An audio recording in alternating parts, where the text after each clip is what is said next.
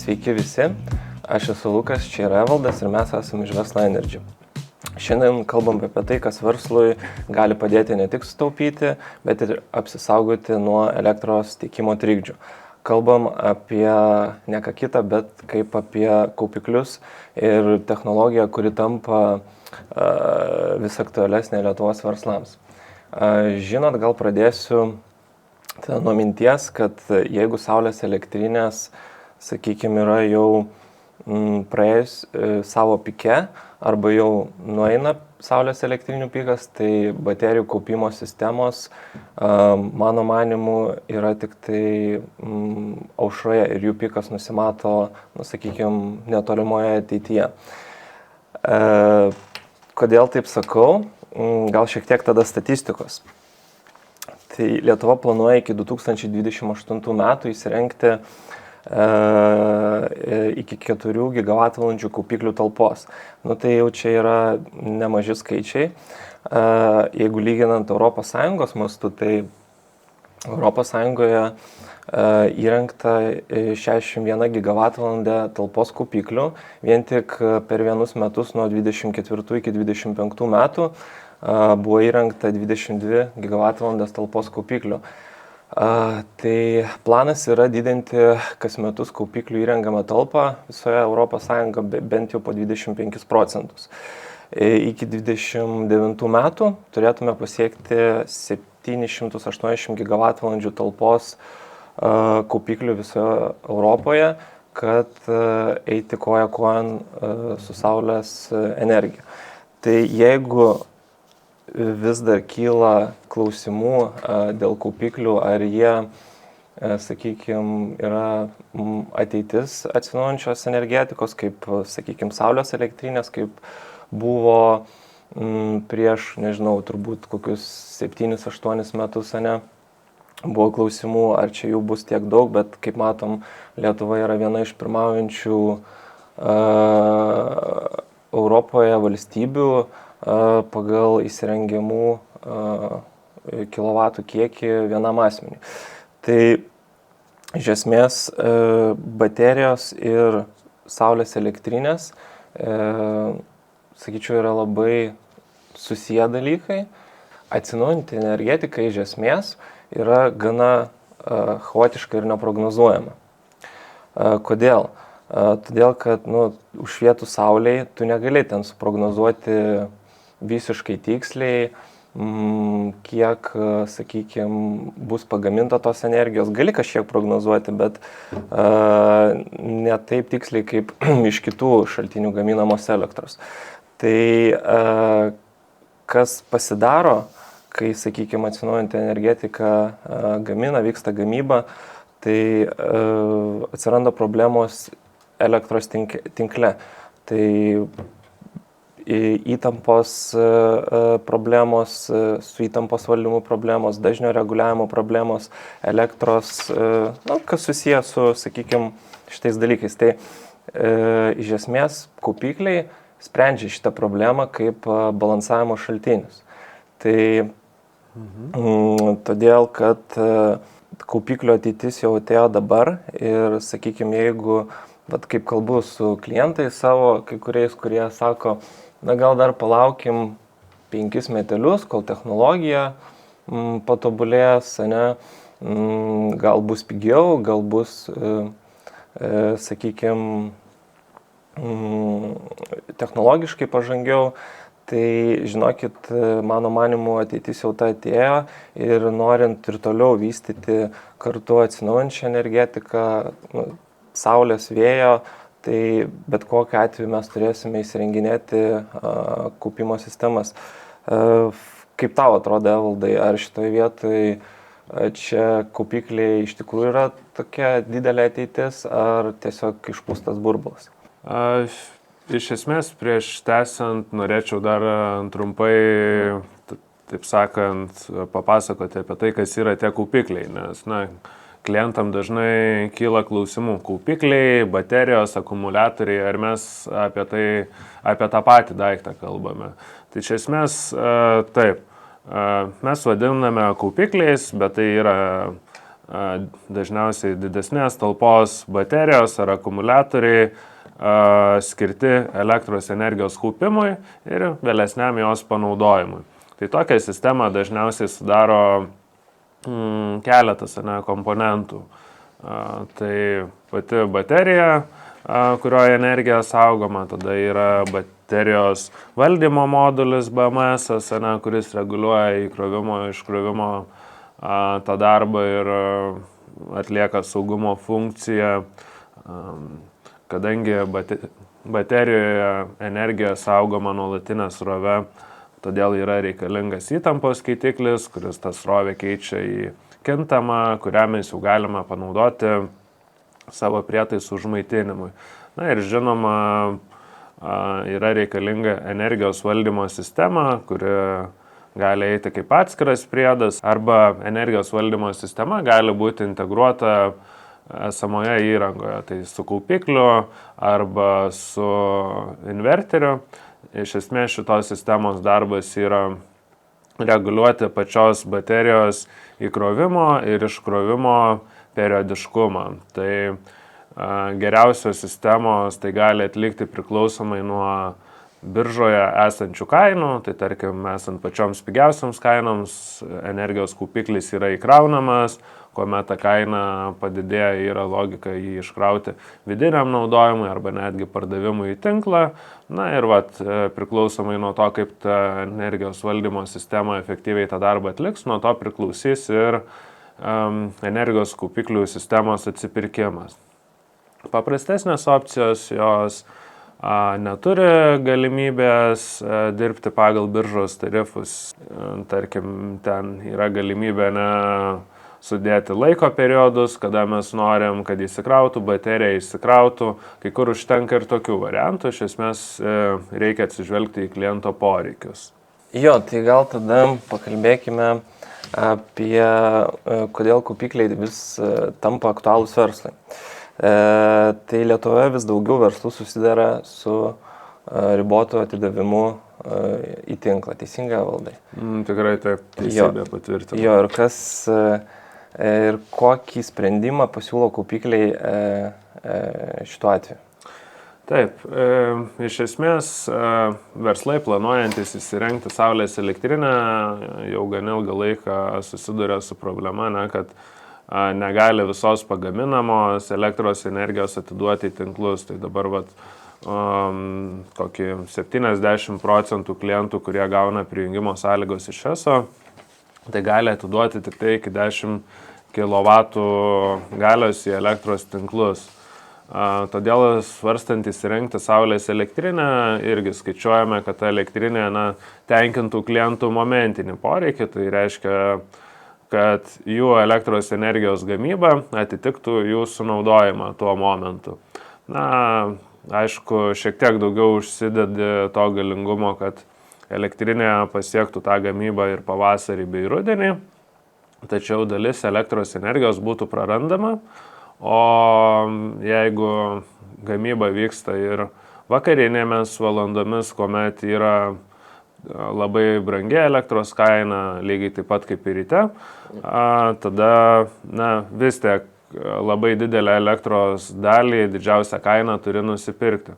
Taigi įsirengus energijos kaupiklius, tu gauni tokį privalumą, kad gali saulės elektrinę didesnę susimontuoti, iš šios perteklinės gamybos susikrauti kaupiklį, iš kurio elektros energiją naudojasi būtent tom pačiom brangiausiom valandom, kuomet saulės elektrinės gamyba jau yra pakankamai maža. Tai vakarinis periodas, taip pat nuo 5 iki 9 ar 10 valandos, jeigu pasižiūrėtume, ten kaina tikrai yra labai aukšta diena iš dienos.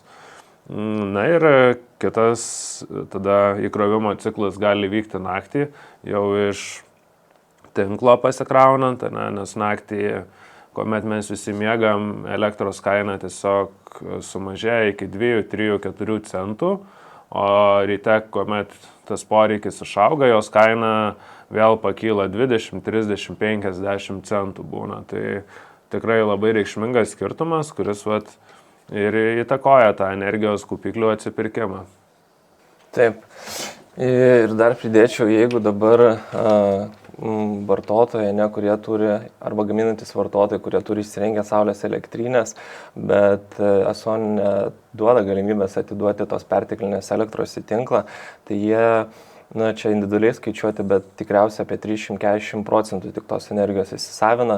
Tai pasistačius tokį įrenginį kaip energijos kaupiklis, tai galima būtų pasiekti net 70-80% tos energijos, kurią galėtų įsisavinti verslai savo vidiniam vartojimui patenkinti. Tai čia praktiškai yra dvigubai, tai yra nemaži skaičiai. Tai sakykime, kiek energijos tos yra prarandama, neturint kaupiklio. Tai jo, šitas dalykas ir...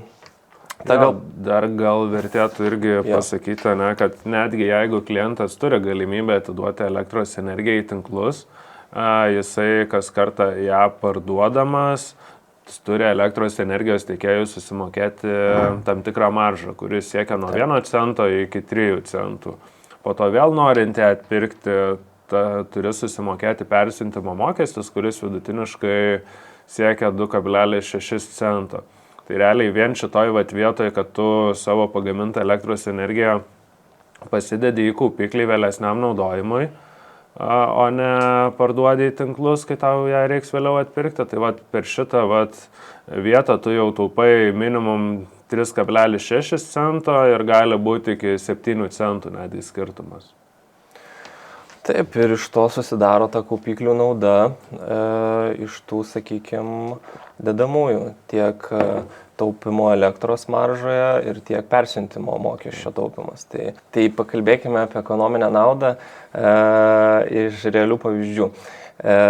Tai būtų pavyzdys iš realaus kliento, su kuriuo aš dirbau, tai jam įrengėme 200 kWh kaupiklį ir šiuo metu jau tas kaupiklis veikia jau virš metų laiko, tai matome ir tas finansinius rezultatus. Tai dabar taupimas yra per mėnesį grubiai iki 1500 €, o per metus gali siekti iki 15 000 €. Tai tas kaupiklio taupimas yra akivaizdus, lyginant su investicija. Tai kaip vyksta tas taupimas, tu jau kažkiek valdai užsiminėjai, kad naktį elektra yra pigesnė, vakarais ryte yra brangesnė, tai iš to ir susidaro tas taupimas. Kaupiklis turi automatizuotą algoritmą, visiškai autonomiškai, tai reiškia, kad pačiam vartotojui, kuris įsirengia, tą kaupiklį nereikia kažkokio tai savo įdirbio turėti toje vietoje, ar tenai sėdėti ir žiūrėti, kada yra brangi elektros kaina ir tada bandyti kažkaip per appsą arba per kažkur kitur pardavinėti. Tiesiog yra algoritmas, kuris pats nustato, paremtas dirbtinio intelekto, kada yra pigi kaina, tada jis tą elektrą perka iš elektros tinklo, o kada yra brangi elektra, tada jis vartoja tą elektrą savo vidiniam vartojimui padengti. Tai iš to ir susidaro ta kaupiklio nauda iš esmės. Tai idealiausiu atveju iš esmės kaupiklis padaro 2 ciklus per parą. Tai reiškia, jeigu mes turime naktį pigią elektros kainą, įkrauname tą kaupiklį pigią kainą, tai kaip pavyzdys galėtų būti 2-3 centai iš tinklo. Jeigu yra vartojimas ryte nuo kokių 7 iki 10 valandos ryto vyksta iškrovimas, tai pasidengiame tas brangiasias rytinės valandas, ten įvairiai galėtų būti, bet kaip pavyzdys elektros kaina galėtų būti 15-18 centų. Tada lygiai tas pats vyksta dienos metu, ypač vasarą, jeigu pastebėsime, elektros kaina kartais net būna nulinė. Kodėl jinai būna nulinė? Dėl to, kad veikia atsinaujinti energetika, saulės elektrinės, vėjo elektrinės ir ta elektros kaina ženkliai sumažėja. Tai tada ir vėl galėtų vykti įkrova iš to pačio tinklo už labai mažą kainą. Ir vakare, jau kai baigėsi generacija saulės elektrinių, ta kaina ir vėl užkyla ir jinai gali siekti ten irgi tų pačių 15-18 centų. Ir kaupiklis ką daro, jis pamato tas brangias kainas ir vyksta iškrova. Tai iš esmės iš ten taupimas ir ir susideda šitam klientui. Ir kai įrenginėjom ir saulės elektrinę, ir vėliau baterijų kaupimo sistemas, klientas galbūt kažkiek skeptiškai žiūrėjo į šitą dalyką, ypač galbūt dėl baterijų, apie saulę jau buvo girdėjęs, matė realių pavyzdžių, kaip taupo galbūt kiti, ten, sakykime, kad ir namuose, kad ir kiti verslai ar kolegos, tačiau apie kaupiklius dar nebuvo tiek daug tos informacijos, buvo galbūt labiau teorinė, kaip jie turėtų veikti, bet įsirengus kaupiklį, netgi pats paskambino ir pasakė, vau, rezultatai tikrai nustebino ir matau, kad nauda yra akivaizdi šitoje vietoje. Ypač kai sprendimas veikia korektiškai, tai kai tau kaip ir nereikia kažko tais papildomai daryti, viską už tave atlieka algoritmas, o tu tik skaičiuoji tuo atveju grąžą. Tai čia kas, sakykime, liestų ekonominę naudą. Dabar ar turėjo Valdai kažką pridėti? Dar vienas aspektas, kaip kaupikliai kuria naudą, tai būtent tiems verslams, kurie susiduria su elektros pertraukiais, dinginėjimais, bet turi tęsti savo veiklos tęstinumą, nes iš esmės, jeigu tu vykdai gamybą arba tiesiog samdai darbuotojus, kuriems turi mokėti atlyginimą ir jie negali atlikti savo darbo dėl elektros dingimo, tai tu patiri tiesioginį nuostolį. Tai energijos kaupikliai būtent gali užtikrinti tą nepertraukiamą energijos tiekimą. Tiesa, šitas scenarijų vertinantis, reikia atsižvelgti į daug faktorių, į apkrovas, apkrovų tipus, ten indukcinės apkrovos, ar yra motorai, kurie pasileisdinėja, nes jie paleidimo metu irgi daugiau tos galios naudoja. Bet iš esmės visą tai įvertinus, atsižvelgus į kaupiklio talpą, galima nusimatyti, kad prie tam tikrų scenarijų būtent pasiruošti tam elektros dingimui. Ir jeigu turėti ne visą gamybą, tai bent jau kažkokią dalį pasilikti, kuri veiks netgi dingus elektrai. Tarkim, ofisas ar ten kažkokie prietaisai svarbiausi, kur mums reikia, nebūtinai reikia, kad veiktų visą parą ar 2 paras. Dažniausiai elektros energijos dingimai būna tokie trumpalaikiai, kokius 2-3 valandos. Tai tokiam laikui tinkamai parengtas sprendimas tikrai gali užtikrinti nepertraukiamą energijos tiekimą. Taip, iš tikrųjų, turbūt čia viena iš pagrindinių kaupiklio naudų, ne tik tą ekonominę naudą, kaip galima taupyti, vadinasi, žaidžiant su biržos kainomis, bet ir kad turėti tą energiją, jeigu eso tinkle nėra, kitaip tariant, įtampos, nėra elektros energijos, atsitikus kažkokiai avarijai ar dar kažkokiam atvejui. Tai dar norėčiau papildyti šitoje vietoje su asmeninė irgi istorija, tai kokiom galbūt įmonių grupėm yra, sakykime, naudingiausia. Tai aišku, tai galime paimti visas, ten, sakykime, tie patys viešbučiai, degalinės, gali būti pramonė, nes jie patiria, sakykime, žalą, kai sustoja gamyba ir prarandami kaštai.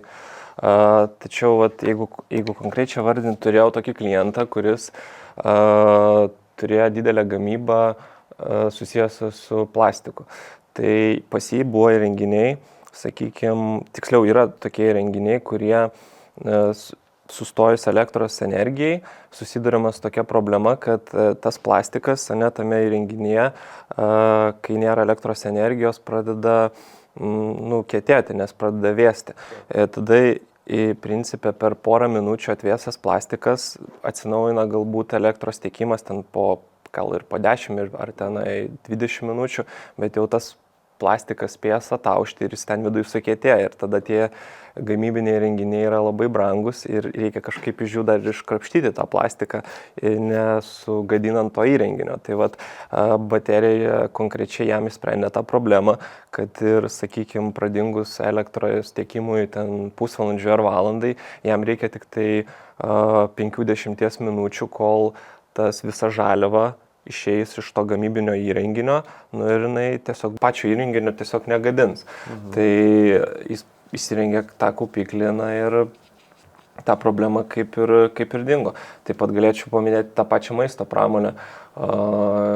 Jeigu, sakykime, žaliava yra gaminama, nu, sakykime, kažkoks šokoladas ar dar kažkokia žaliava, kuri galbūt galėtų dingus elektros energijai greitai susigadinti, tai ir vėl būtų prarandami dideli kaštai toje vietoje. Nu, tai daug čia panaudojama turbūt, bet kam pritaikyta čia galėtų būti tas funkcionalumas. Labai teisingai, Lukai, ir ką norėčiau pasakyti, jeigu tarp mūsų žiūrovų kas nors vykdo gamybą, nuolatos susiduria su elektros energijos dingimais, dėl kurių turi išmesti žaliavą, tai vat energijos kaupiklis galėtų išspręsti šią jų problemą. Jo, tai dabar galėtume, Valdai, galbūt pasikalbėti apie mitus. Ar kaupiklis be saulės elektrinės yra mitas, ar tai yra visgi tiesa? Taip, Lukai, dažnai susiduriam su tuo stereotipu, kad energijos kaupiklis turi eiti tik tai su saulės elektrinė. Na, aš sakyčiau priešingai, nes kai kurie klientai neturi galimybės įsirengti saulės elektrinės ar gali įsirengti ribotą jos kiekį, nes, tarkim, neturi pakankamai stogo ar sklypo tos elektrinės įrengimui. Šiuo atžvilgiu energijos kaupiklis būtų vienintelė priemonė kontroliuoti savo elektros energijos sąskaitas, nes jeigu vystai verslą, samdai žmonės, kuriems irgi mokė atlyginimą už tai, kad jie dirbtų tam tikromis valandomis, tai elektros energijos kainai pakilus iki 20, 30 centų, 50 ar euro, dažnu atveju tu negali stabdyti gamybos, nes tau ta valanda vis tiek kainuos kitus kaštus, darbuotojų darbo užmokestį, patalpų nuomą kainuoja ir taip toliau. Tai taip, iš tiesų kaupiklis kaip sprendimas klientams neturintiems saulės elektrinės būtų toks vienintelis efektyvus būdas tų išlaidų kontroliai. Taip, teisingai, nes iš tikrųjų, kad ir iš asmeninės patirties kalbantis su savo klientais, susiduriu, tai o kaipgi veiks tas kaupiklis, žinai, be saulės elektrinės ir vis dar yra toks, kaip ir tu sakai, stereotipas, kad yra nemažai, sakykime, mąstančių, galvojančių, kad veikia kartu tik tai, bet ne, tai yra du atskiri renginiai ir kaip tu gerai paminėjai, tai, sakykime, vienintelis būdas, kaip susimažinti, optimizuoti savo kaštus, jeigu ten, sakykime, yra kažkoks ir senamiestis, tai galimai galėtų būti viešbutis, kur tu negali pasistatyti, gal tu turi stogą, bet tu negali pasistatyti saulės elektrinės, tiesiog, kad neleis tam tikros institucijos, tai ką tu darai, tai kad mažinti kaštus stataisi kaupimo sistemą. Jo, tai tada gal dar norėčiau pakalbėti, kaipgi tam klientui pasirinkti tinkamą kaupiklį, pagal ką. Tai bent jau kaip bendraujant su klientais, turbūt labai yra nuo ko norėčiau pradėti, kad kaupiklio parinkimas yra labai individualus procesas. Ir taip standartizuoti, klientui kreipusis, maždaug ten yra kažkoks standartas ir tokio dydžio, kaip su saulės elektrinėm dažnai yra standartas 100 kW, mažesnėm įmonėm, tai standartizuoti kaupiklį būtų galbūt sunku, tai reikėtų įvertinti kiekvieną kartą individualiai, kaip tai padaryti. Tai paprasčiausias būdas yra iš kliento paprašyti ir gauti ESO valandinius suvartojimus už pilnus metus. Tai yra labai paprasta, tai kiekvienas gali tai padaryti, prisijungusi savo ESO savitarną, iš ten pasirinkti valandinius suvartojimus už visus metus. Pagal tuos valandinius suvartojimus mes galime tada pasiskaičiuoti, nes matome, kiek į valandą jisai kilovatvalandžių suvartoja aktualiom valandom. Tai mums aktualios valandos yra rytinis pikas, kiek jis vartoja, vakarinis pikas, nes tai yra brangiausios elektros valandos, teisingai. Na ir iš esmės pasižiūrėti, kokie yra bendri vartojimai ir kokiosgi ten talpos reikia to kaupimo įrenginio. Tai gavę tuos suvartojimus, žinoma, pasižiūrime bendrai, bet turime, sakykime, specializuotą programą, ne, skaičiuoklę, kitaip tariant, į kurią galime sukelti tos duomenis ir tiesiog įsivertinti, kokios talpos tas kaupiklis yra reikalingas, kad jis nebūtų ir per didelės talpos, nes ta talpa galbūt nebus išnaudojama, bet nebūtų ir per mažos talpos, kad klientas galėtų maksimaliai išnaudoti savo, sakykime, potencialą to kaupiklio, ne? Tai dažniausiai yra taip vertinama kaupiklio ta, sakykime, talpa. Ar yra koks paprastesnis būdas, Lukai, kaip per 10 sekundžių pasakyti, kokios talpos kaupiklio reikia klientui, jeigu dabar publika mūsų teirautųsi? Paprastesnis būdas? Gal tu turi paprastesnį būdą? Ja. Tai iš tiesų, kodėl paklausiau, nes, klientai kartais nori visko greitai, koks kaupiklis man reikalingas, reikia atsakymo čia ir dabar. Iš tiesų, mes ieškom to sprendimo, kuris klientui atsipirktų ir teiktų naudą. Tai, kad kaupiklis atsipirktų, jį reikia įkrauti, elektros energiją laikyti kuo trumpiau ir vėl iškrauti. Tai dažniausiai kaupiklis per parą turi įsikrauti ir įsikrauti 1,5 arba 2 kartus. Todėl ir yra reikalinga pasiimti duomenis iš kliento ESO savitarnos už visus metus. Iš ten matom, kiek jisai faktiškai elektros energijos naudoja tam tikrom valandom. Yra daromi skaičiavimai ir parenkami optimali talpa. O jeigu reikia greito atsakymo, tada dažniausiai tai būna tik tai pardaviminis triukas, o į kliento, taip sakant, poreikius realius nėra atsižvelgiama. Jo, ta prasme, pastebėjau tą dalyką, kad nesigilinant, sakykime, į kliento poreikius ir neatliekant analizės, iš tikrųjų yra sunku tiesiog pasakyti taip, kokios tas talpos kaupiklis yra reikalingas. Lukai, o sakyk, kas būtų, jeigu klientui parinktume didesnės talpos kaupiklį, negu jam reikia? Kaip keistųsi jo atsiperkamumas, kiti rodikliai? Iš tiesų, jeigu klientui būtų parinkamas didesnis kaupiklis, faktas, kad atsiperkamumas būtų lėtesnis to kaupiklio, kadangi ta elektra, iš esmės, kada kaupiklis atsiperka greičiausiai ir koks yra optimaliausias laikas. Tai idealiausiu atveju kaupiklis turėtų išsikrauti per 2 valandas ir išsikrauti per 2 valandas. Tai yra pasirenkame tas 2 brangiausias biržoje valandas, per jas iškrauname kaupiklį, jeigu darome antrą ciklą, sakykime, tai ir vėl lygiai taip pat įkrauname per 2 valandas ir iškrauname. Tačiau jeigu kaupiklio talpa būtų ženkliai didesnė, kas tada atsitiktų? Atsitiktų toks dalykas, kad mes iškraudinėtume kaupiklį ir jį įkraudinėtume ne tik per tas pigiausias valandas ir brangiausias valandas, bet įkraudinėtume jau tada ir per vidutinio brangumo valandas, o jeigu būtų dar didesnis kaupiklis ir per brangias valandas.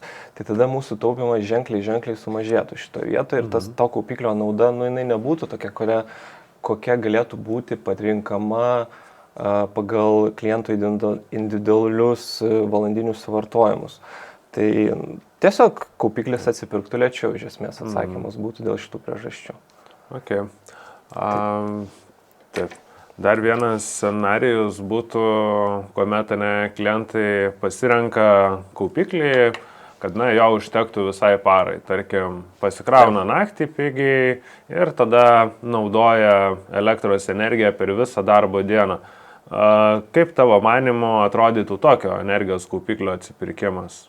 Tai sakykime, jeigu energijos kaupiklis būtų pakraunamas ir iškraunamas per pilną darbo dieną, tai reiškia, kad mes kažkokio tai didelio taupimo šitoje vietoje neturėtume. Nes lygiai taip pat susitariam tada su tą pačią problemą, jo kaupiklis būtų iškraunamas, tai sakykime, ryte būtų tada brangiau valandom iškraunamas, bet jau dieną, kai jis įsikraudinėtų, tai ta prasme ir taip ta elektra vasaros metu kainuoja mažai, ne? Tai reiškia, kad kaupiklis to vietoj praktiškai nieko netaupo dienos metu. Taip ryte jis taupys, tada dieną ir vėl mažai taupys, arba nieko galimai vasaros metu, nes būna ir kartais vis dažniau matom, kad elektros kaina 0 kainuoja, arba yra minusinė, tai kaip tik dar tu susimokėsi už tą elektrą, kurią tu iškroviai. Tada ir vakare ir vėl, sakykime, atsiras didesnis taupimas, ir naktį to taupimo nebūtų. Tai tiesiog mes išsilygintume toje vietoje, ir to taupimo praktiškai, sakykime, naudos tokios didelės ir nebūtų.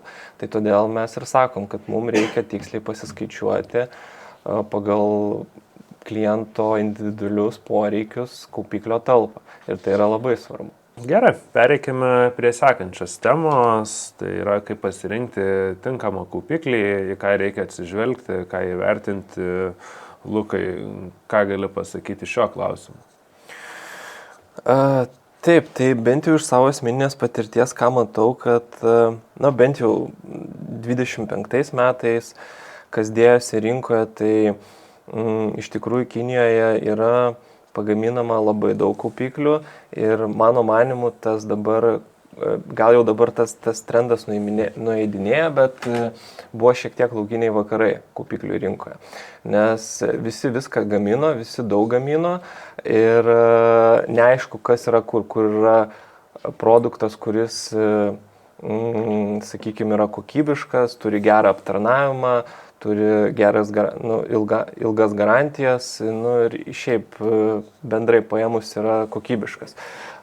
Nes bent jau buvo taip vienu momentu, kai patys kiniečiai, sakykime, važiavo tiesiog pas mus tiesiai į ofisą, belsdavosi į duris, dirbdavo door to door, tais vadinamais salesmansais ir sakydavo, važiuoju čia pro šalį, turiu kaupiklį, noriu tau pasiūlyti, gal įdomu.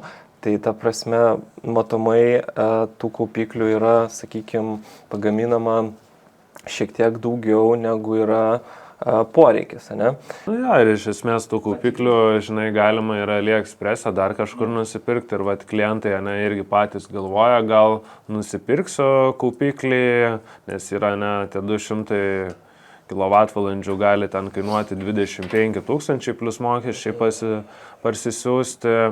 Aš jį susimontuosiu, pats pasidarysiu galbūt, bet ar jisai veiks, kaip jisai veiks, ką daryti garantiniu atveju, dažniausiai į šitos klausimus atsakymo neturi arba net šitų klausimų savo klientas neužduoda. Mes kaip rangovas vertindamėsi, kokios kaupiklius vežti, kokios montuoti, atsižvelgiam į visą spektrą, taip sakant, kylančių klausimų, atsarginės dalys. Ar jos bus prieinamos Europos sandėliuose, nes jeigu tau kaupiklis stovės 2-3 mėnesius, kol tave pasieks atsarginės dalys, tai tu prarasi labai didelę sumą pinigų iš negautų sutaupimų. Tada kitas klausimas, taip sakant, pats gamintojas, kiek jisai yra, taip sakant, finansiškai tvirtas ir gebės užtikrinti tą veiklos tęstinumą. Nes tiesą sakant, baterijų celių gamintojų Kinijoje yra iki 10, bet tas celės po to nusipirkę, kas baterijų pekus surinkinėja, pačius kaupiklius kaip visą tokį produktą, tikrai tų surinkėjų yra šimtais, jeigu ne tūkstančiais. Ir jų gali nusipirkti tam pačiam AliExpress'e, Alibaba ar dar kažkur internete suradęs, bet užtikrinti, kad tas kaupiklis atitiks Lietuvos elektros tinklo standartą, kad jisai veiks patikimai, ar kad sugedus, taip sakant, pasieks tave dalis, tai dažnu atveju neturi tokių užtikrinimų, nebent turi kontraktą su gamintoju. Todėl mes tą įrangą, kurią vežamės, turime ilgalaikio bendradarbiavimo sutartis, ten yra ir garantiniai dalykai išvardinti, ir kaupiklio priežiūra galiausiai, nes jeigu pramoninis kaupiklis, jisai turi aušinimo sistemą, skysčių arba oro aušinamas, tuomet reikia bent jau kartą per metus aptarnauti, arba tarkim net keletą kartų per metus nuotolinę priežiūrą vykdyti.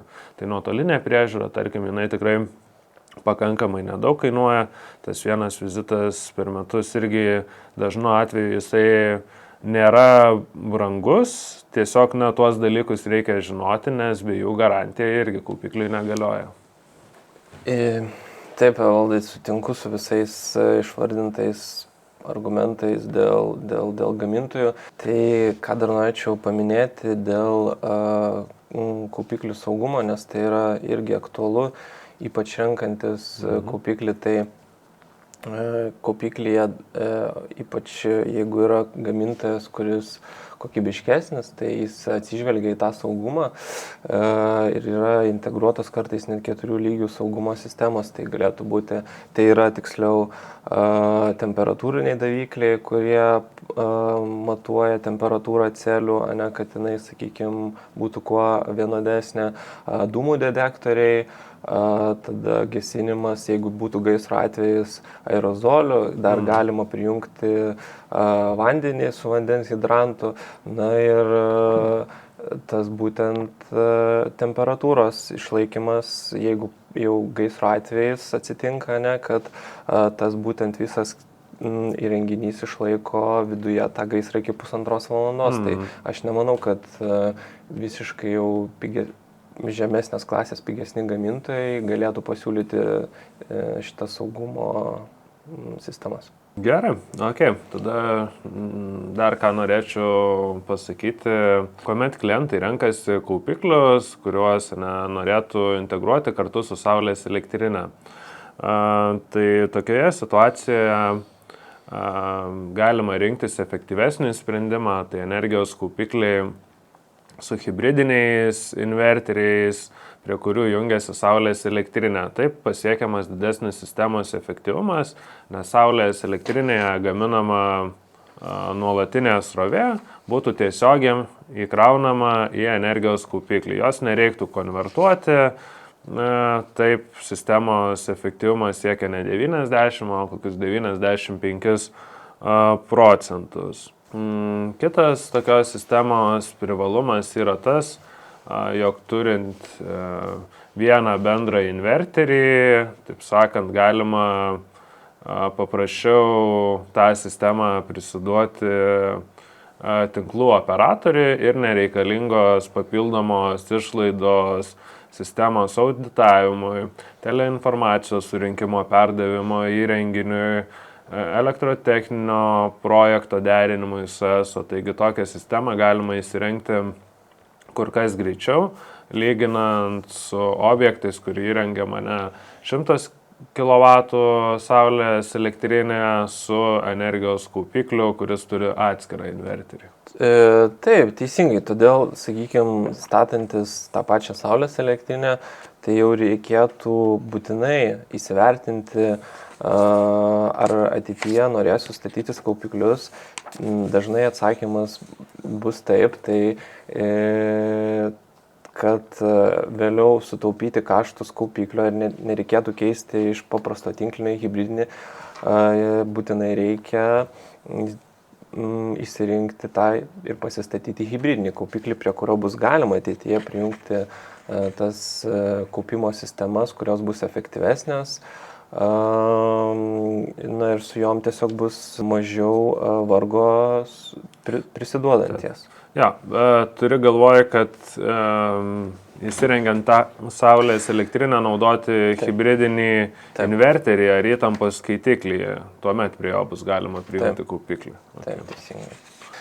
Gerai, tai vienas svarbiausių energijos kaupiklių aspektų, kuris būtent užtikrina to kaupiklio atsipirkimą, tai yra įkrovimo, iškrovimo algoritmų valdymas. Taigi paprasčiausi energijos kaupiklių variantai gali įkrovimą, iškrovimą vykdyti pagal gamintojo numatytus standartinius režimus. Tarkim, populiariausias yra self-use, kad, tarkim, kaupiklį įkrauni tam tikrom pasirinktom valandom, tarkim, naktį, nustatai, kad jis pasikrautų ir po to dienos metu jis išsikraudinėja jau pagal naudojimą. Tai jis neatsižvelgia į biržos kainas, bet veikia tiesiog tokiu principu. Tada dar yra time of use naudojimo režimas, kuris leidžia susistatyti valandas, kuriuom norim, kad kaupiklis įsikrautų ir kuriuom išsikrautų.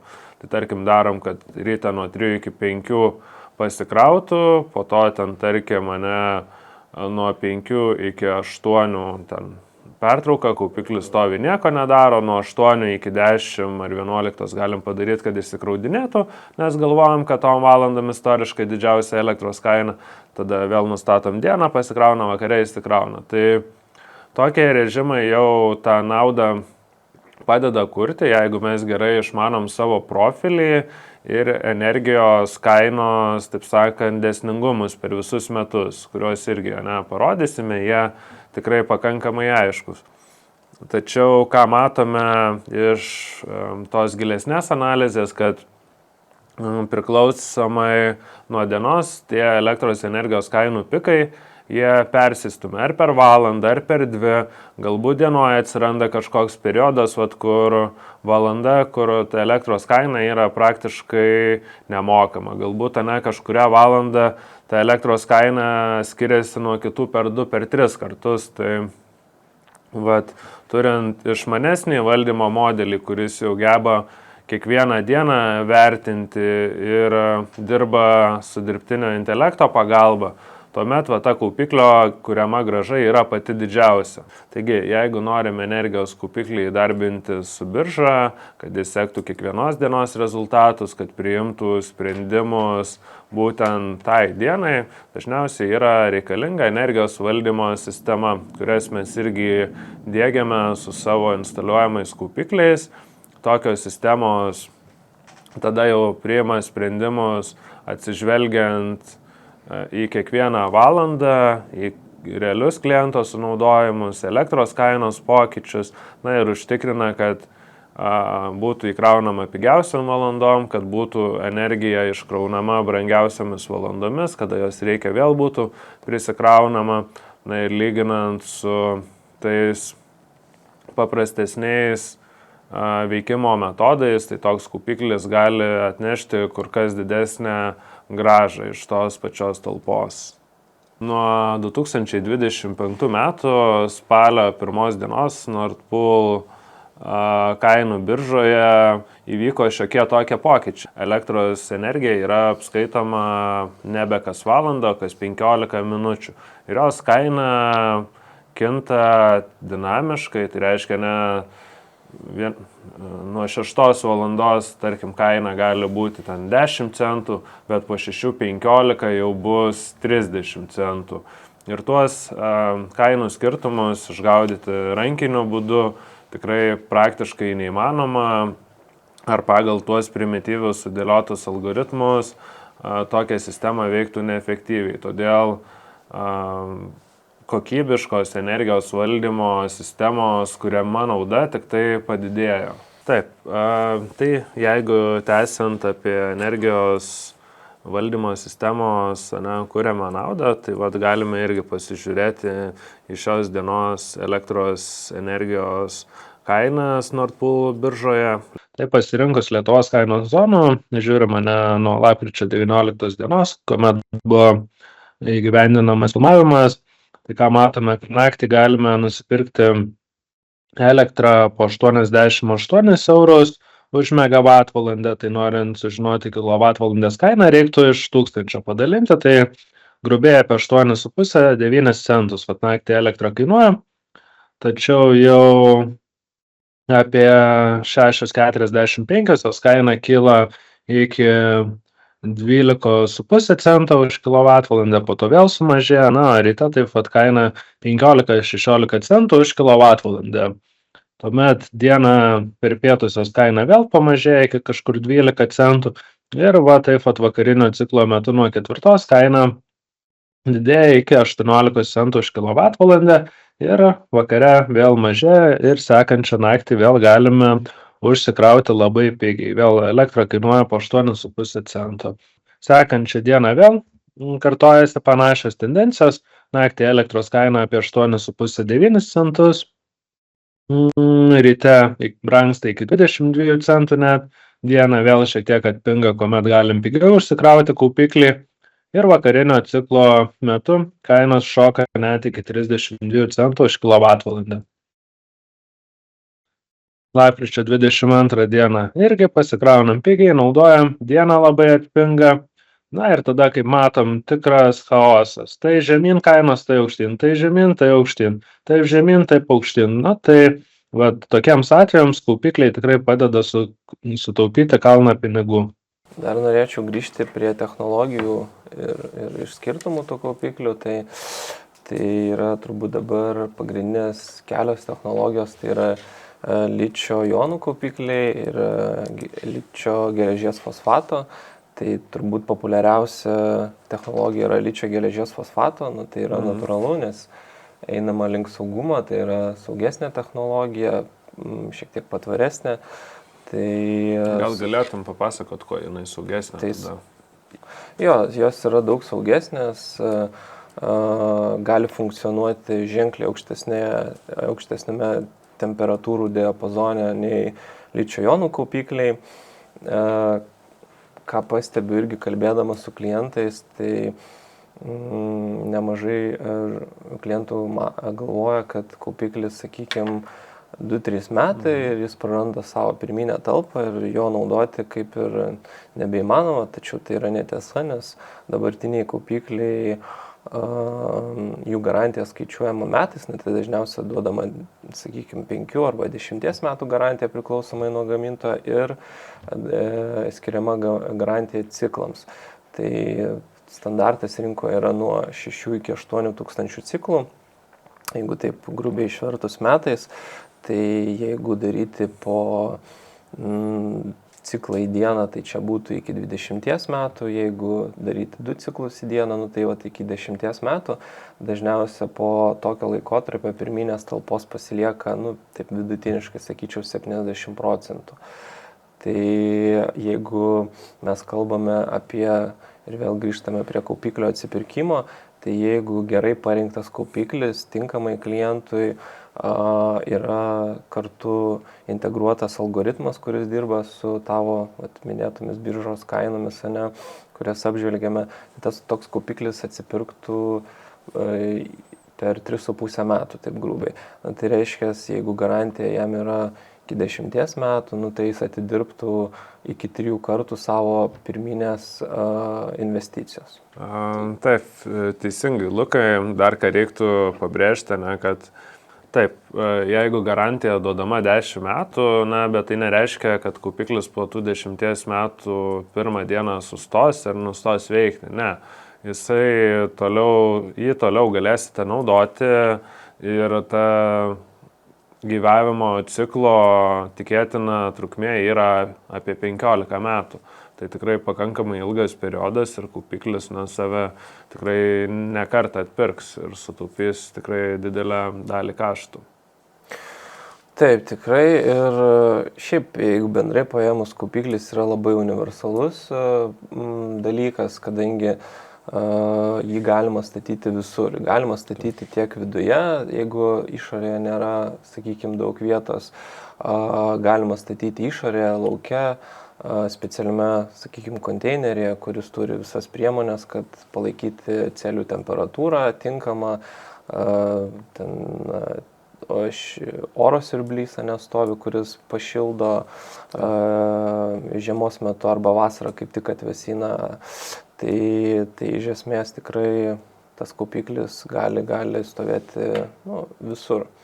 Tai iš esmės viena iš tokių temų, kurių dar neaptarėme ir atsipirkimo kelių, tai yra elektros energijos balansavimas, kuriame iš esmės gali dalyvauti patys didžiausi tie baterijų parkai, kurie būna jungiami prie Litgrid tinklo.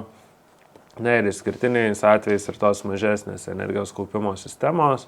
Tai tokių energijos kaupiklių iki 27 metų pabaigos numatoma įrengti 4 gigavatvalandes. Tai iš tiesų yra didelė talpa, jos yra skirtos subalansuoti mūsų poreikiui su gamyba. Bet ką tai reiškia privatiems arba verslo klientams, kurie tos paslaugos patys nedarys ir turės ją pirkti iš tinklo operatoriaus ar energijos tiekėjo. Tai reiškia, jeigu klientas neturės įsirengęs savo kaupiklio, tai jis turės pirkti iš tų didžiųjų balansuotojų šitą paslaugą ir patirti tos kaštus, kurios galėtų sutaupyti įsirengę savo nuosamą kaupiklio sistemą. Taip. O ką matome iš savo patirties, kad balansavimo rinkoje kainos yra net keletą kartų didesnės lyginant su Nord Pool kainų birža, taigi turėtų prisidėti gan reikšmingi kaštai būtent už balansavimo paslaugos suteikimą, kurie ir nuguls ant privačių ir verslo vartotojų. Tai manau, kad šią vietą galime ir pabaigti mūsų šiandienos pokalbį. Dėkui tau už pokalbį. Jei norite sužinoti, kiek jūsų verslas galėtų sutaupyti, tai atsiųskite ESO duomenis ir mes paskaičiuosime. Taip. Na ir žinoma, lauksime jūsų klausimų komentarų sekcijoje, į kuriuos mielai atsakysime ir galbūt turėsime naujų temų sekantiems video. Ačiū. Ačiū tau, Lukai.